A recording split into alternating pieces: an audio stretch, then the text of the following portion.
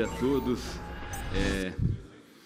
Para mim é quase impossível falar alguma coisa interessante depois das duas palestras que nós tivemos aqui. Eu vou tentar olhar um pouco o processo que a gente vive hoje, que é o processo de globalização e que está dando claros sinais de crise, de problemas na política. Certamente, as dificuldades políticas que nós estamos vivendo hoje, elas estão associadas a esse processo do ponto de vista histórico. A gente tem que lembrar que a globalização que a gente está vivendo agora, ou seja, esse processo de um enorme aumento do comércio internacional, a partir mais ou menos dos anos 70, e que se acelera muito a partir dos anos 80, não só comércio de bens e serviços, mas também comércio de fatores de produção, de capital, a gente chama, na história econômica, da segunda grande globalização. Houve uma primeira grande globalização, é legal a gente voltar um pouquinho nela para a gente olhar a atual um pouco em perspectiva. A primeira grande globalização é o evento que vai, é o período histórico que vai do final das guerras napoleônicas, lá em início do século XVIII, XIX, até 1914, o início da Segunda Guerra, da Primeira Guerra, que é quando o mundo começa um longo período de fechamento. Então, do final das guerras napoleônicas, do final da lei dos cereais inglesas, lá nos anos 30 do século XIX, até 1914, a gente tem um continuado processo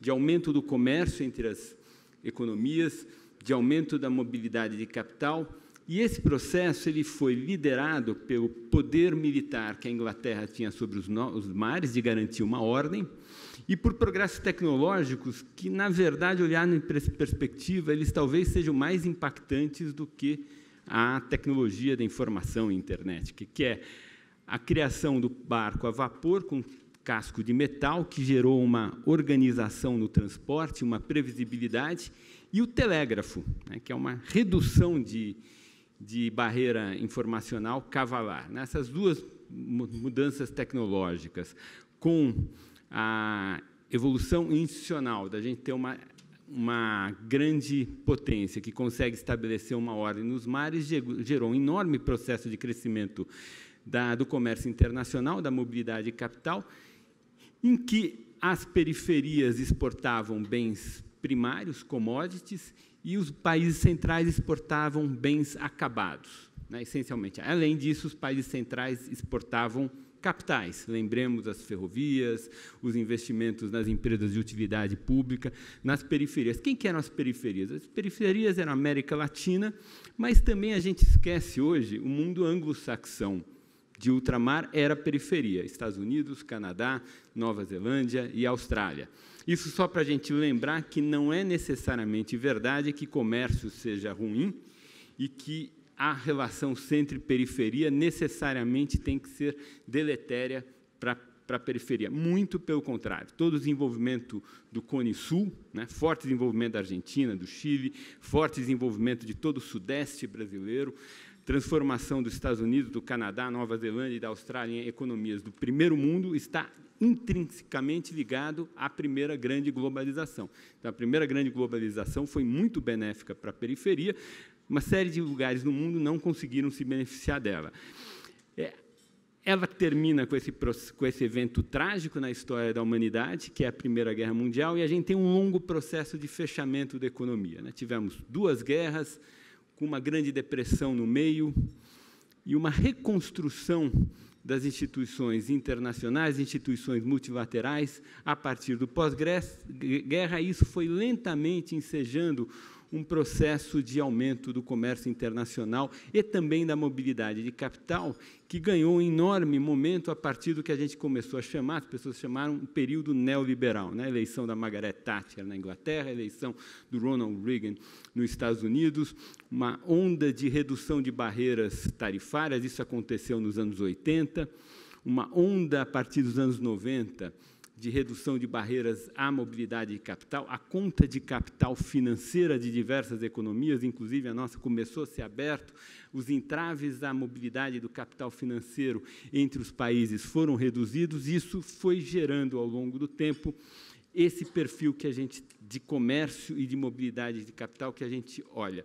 Se nós olharmos os dados, os níveis de comércio da primeira grande globalização só foram superados na virada dos anos 80 para os anos 90, tanto de comércio quanto de mobilidade de capital. Ou seja, a gente está vivendo um fenômeno agora que não é um fenômeno tão excepcional assim, é um fenômeno que já ocorreu. De fato, a segunda globalização, que é essa que a gente está vivendo, e que está gerando esses eventos políticos que eu já vou me referir a ele, e que está apresentando crises no funcionamento das economias, da política nas economias capitalistas, principalmente as centrais, ele é um fenômeno que não é novo, mas ele tem uma característica nova, do ponto de vista tecnológico.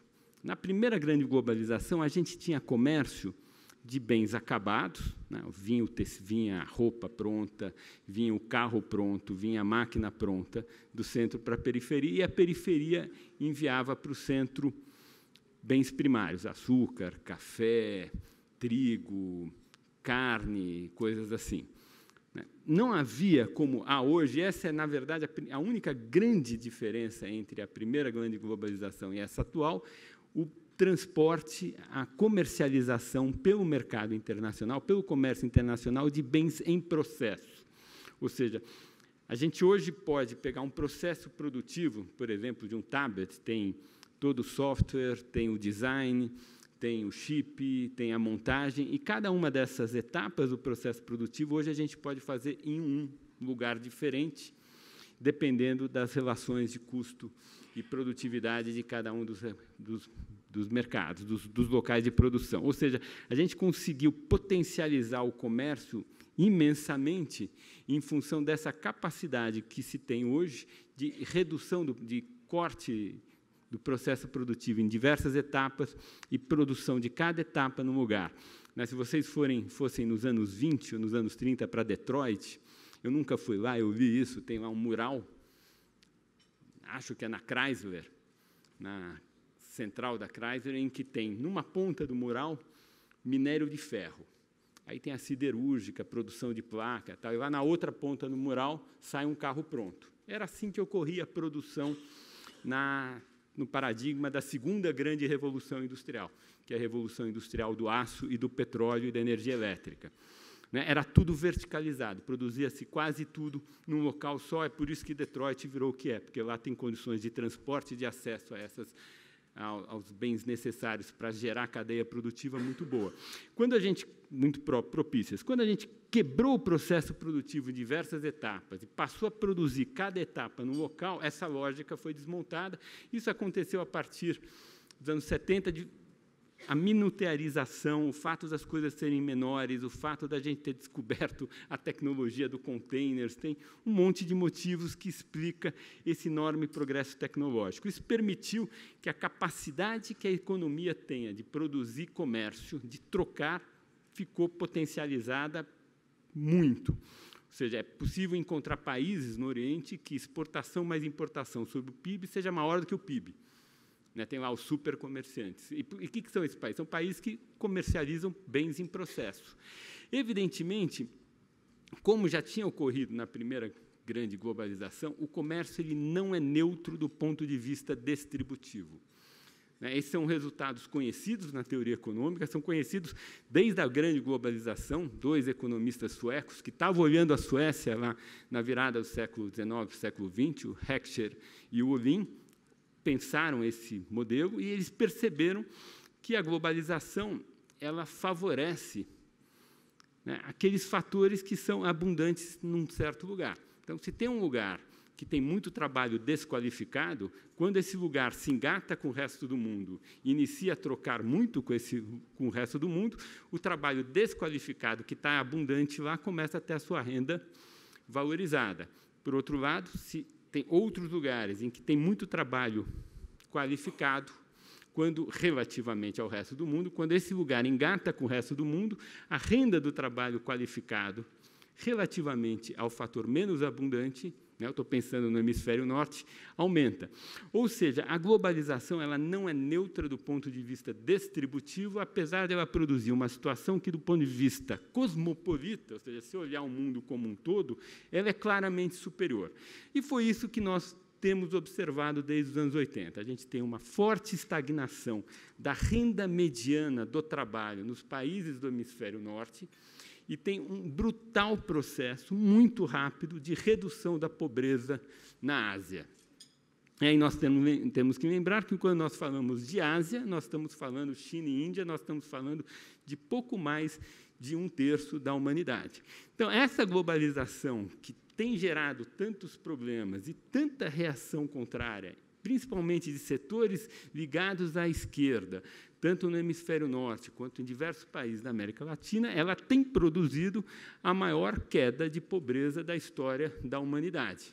Então, a gente tem que ter muito cuidado quando critica a globalização, porque qualquer visão cosmopolita do mundo vai gerar uma visão favorável, benéfica da globalização. É um fenômeno positivo. Isso não quer dizer que não gera problemas, gera um monte de problemas. Ela não é neutra do ponto distributivo, tem perdedores e tem ganhadores, e os grandes perdedores, até agora, da globalização, foram as classes médias dos países ricos. Esse é um fato. E é meio surpreendente que tenha demorado tanto tempo para aparecer fenômenos quanto Trump ou Brexit. Em que medida? Existe uma contradição no mundo. Na primeira apresentação que nós vimos do CEO da Abril, eram 3 partes, cada parte apresentava uma contradição. A gente vive uma contradição dramática, essa contradição já foi apresentada lá atrás, uns 15 anos atrás, num livro muito bom, acho uns 10 anos atrás, do Danny Roderick, que é um economista, acho que está em Princeton, um cara muito interessante, um turco especializado em desenvolvimento econômico, que acho que foi a primeira pessoa, pelo menos que eu vi, notou essa contradição entre o mundo que se globaliza e instituições políticas que são nacionais. Então, a gente tem a política é nacional e a economia vai virando globalizada. Tem um problema de governança. Você tem uma instância que toma a decisão que não é a mesma instância em que o fenômeno econômico cada vez mais ocorre. Na verdade, quando eu olho um fenômeno como o Trump, que é claramente uma reação política dos perdedores da globalização, provavelmente uma relação, provavelmente não, certamente na direção errada, mas é uma reação política dos perdedores da globalização, a pergunta que tem que se fazer é por que demorou tanto para aparecer esse fenômeno. O Trump deveria ter surgido há 20 anos atrás. E aí eu tenho 2 respostas para essa questão. Acho que a primeira é uma certa ideologia. Em geral, esses fenômenos sociais eles são sempre uma mistura de ideologia com economia política. A ideologia que eles têm por trás é que, no meu entender, os economistas convenceram os políticos. É como se os políticos tivessem sido cooptados pelos economistas no bom sentido. Em que dimensão? Os economistas, a gente é treinado, eu não sou economista, sou professor de economia, eu sou formado em física, ministro Barroso, e a minha situação é mais dramática do que a sua, porque eu fiz o curso de mecânica quântica e passei no curso, eu fiz o curso de relatividade geral e passei no curso e continuo não entendendo nada. Então, eu achei que o tema é tão complexo que eu resolvi estudar alguma coisa mais amena, virei professor de economia. E na nossa formação de economia, a gente é ensinado a olhar o mundo do ponto de vista cosmopolita. Esse é o nosso defeito de fabricação, ou o nosso viés dos nossos olhos. A gente olha sempre o mundo como um todo. A gente olha as coisas em geral como um todo. Tem vantagens, mas tem problemas. A gente não consegue, muitas vezes, enxergar dinâmicas mais particulares e dinâmicas distributivas, de fato, não faz muito parte da nossa formação, apesar de a gente tratar de questões de desigualdade e pobreza. Mas o nosso mindset básico é olhar o mundo como um todo. Quando a gente olha o mundo como um todo, a globalização é claramente positiva. E, de certa forma, acho que tem um discurso dos economistas que foi apropriado pelos políticos. É como se os políticos do mundo todo, as classes políticas, começassem a virar uma elite comum. E essa elite comum passou a se reconhecer enquanto tal, vai para Davos uma vez por ano, fica todo mundo lá junto, absorveu esse valor básico dos economistas, que é correto, o valor de uma visão positiva, cosmopolita do processo da globalização, mas, de certa forma, não preparou os políticos para tratar da sua casa, do seu quintal. E isso fez com que se criasse espaço para que pessoas de fora da política ocupassem esse espaço que virou vazio. É isso que eu vejo no Trump. O Trump é o outsider que foi produzido pelo próprio sistema político, né? Nesse sentido, ele é meio um insider. Ele cumpriu todas as etapas, ele passou por todas as prévias do Partido Republicano. Ele é um fruto da política americana. Eu acho que ele foi produzido por essa falha e essa cooptação que os economistas exerceram sobre os políticos. Acho que o Brexit é um fenômeno parecido, e aí a gente tem que perguntar, parecia que a coisa estava muito ruim. Se a gente tivesse tendo essa conversa o ano passado, parecia que a Europa ia de roldão, né? E esse ano nós tivemos boas notícias, né? Tivemos eleição na Áustria, eleição na Holanda, plebiscito na Itália, e agora eleição na França, e todos esses fenômenos foram na direção contrária do Brexit, na direção contrária do Trump. Uma visão mais cosmopolita da sociedade, uma visão globalizada da sociedade, foi suportada por instituições políticas nacionais. O que tem de diferente? Qual é a lição que a gente pode tirar disso? No meu entender, a diferença básica é que a Europa continental, com erros e acertos, certamente muito mais acertos do que erros, ela, lá atrás, no pós-guerra, ela embarcou de vez no modelo social-democrata, né? Um modelo de carga tributária elevada e um bom seguro social. Ora, o seguro social é a maneira da gente construir um colchão social para amortecer os impactos da globalização. É a melhor maneira, acho que isso que a gente está aprendendo, de enfrentar os impactos da globalização. Parece que o mundo mais liberal, que tem inúmeras vantagens e uma dinâmica espetacular, né? Eu adoro a cultura do western americano, esse herói americano individual que faz tudo sozinho, que vira o Bill Gates, que vira o Jobson. Eu gosto dessa história americana, mas parece que essa história ela não dota bem a sociedade de instituições para fazer frente ao mundo que se globaliza. E aí, quando você responde a isso, se responde de uma maneira ruim, tanto para si próprio, né? Todas as medidas do Trump não são medidas saudáveis para a economia americana, como para a convivência no planeta. Com isso, eu encerro um pouco a minha narrativa do que eu vejo da globalização e da dinâmica política do mundo, com esse ensinamento. Acho que nós vamos caminhar na direção do estado de bem-estar social no mundo, por uma questão de seleção natural de sistemas que funcionam melhor, e queria rapidamente, nos meus 3 minutos que eu tenho, falar como que eu vejo a crise brasileira. No meu entendimento, essa crise que nós estamos passando, gente, eu vou falar um número aqui, não é exagerado. Nós estamos passando pela maior perda de PIB per capita dos últimos 120 anos. Tá? Eu só falo os últimos 120 anos porque nós só temos bons dados dos últimos 120 anos. O pouco que eu conheço de história do Império sugere que, se nós tivéssemos bons dados para recuperar um período de perda de PIB per capita tão dramático quanto o que a gente está vivendo agora, eu teria que retroagir até o período da regência, que todos nós sabemos foi um período extremamente difícil da história da nossa nação, da nossa sociedade. No final desse ano, provavelmente, a renda per capita de cada brasileiro vai ser, a renda per capita de cada brasileiro, um pleonasmo, vai ser 10% menor do que era no final de 2013. Então, o país passou por uma guerra. Essa crise tão profunda, ela não é fruto de um errinho na política macroeconômica. Tá? E esse é o debate que eu tenho o tempo todo com meus colegas economistas heterodoxos. Não dá para achar que o ajustamento fiscal, que foi mínimo, do Joaquim Levy, de 2015, produziu essa debacle. Tá? Tem que ter alguma dinâmica muito maior, muito mais longa, muito mais profunda na nossa sociedade que justifique uma crise dessa dimensão. No meu entender, essa crise é a junção de duas dinâmicas em paralelos, totalmente independentes, mas elas interagem entre si. A primeira dinâmica é uma coisa que, lá em 2006, eu não sei se corretamente ou não, eu chamei de contrato social da redemocratização, que é o desejo que a Constituinte de 88 teve, que ficou referendado no texto constitucional e que foi, a cada pleito eleitoral, reforçado e renegociado, que é a construção na sociedade brasileira de um estado de bem-estar social padrão europeu continental. A gente quer fazer isso, a gente quis fazer isso, e a gente fez isso de uma forma meio atabalhoada. Esse estado de bem-estar social ele tem que ser redesenhado, e ele está sendo redesenhado.